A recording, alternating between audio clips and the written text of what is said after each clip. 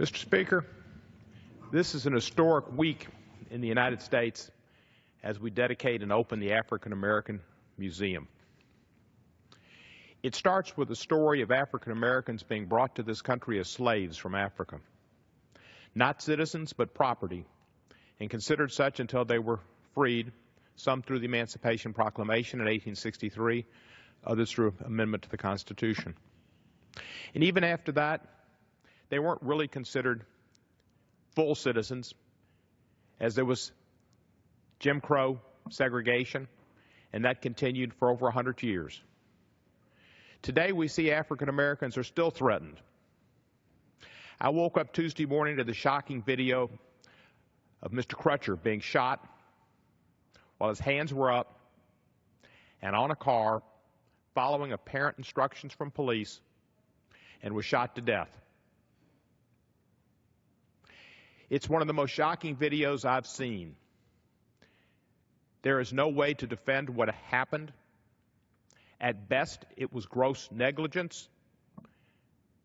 At worst, it was murder. This has been happening too often in the United States. I support police. My first job out of law school was an attorney for the police department, and I worked 3.5 years for the police. I understand their importance, and I support them. But police who are not well trained are doing a disservice to their profession and to the United States. This morning on Morning Joe, former Congressman Joe Scarborough, a Republican member of this House, said two things are necessary in light of the shootings, and particularly the Crutcher shooting in Tulsa, Oklahoma. One is body cameras on all police vehicles so we can see, as we did in Oklahoma, exactly what occurred. And secondly is independent prosecutors, prosecutors from outside the jurisdiction, to see to it that justice is served. There is a bill in this Congress that Lacey Clay and myself and every member of the Congressional Black Caucus and nearly 90 members of this House are co-sponsors of. And that's a bill that would require police training towards racial sensitivity and understanding of different cultures, and independent prosecutors for states to determine how they would set it up, but requirement for states to have independent prosecutors in law enforcement killings of American citizens. This is necessary for people to believe and to know that justice is indeed blind and justice is being meted out.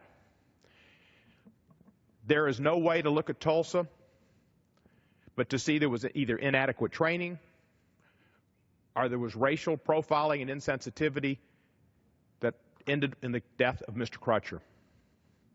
And it's so sad as we open the African American Museum to see that African Americans still are not being treated the same as others in our nation.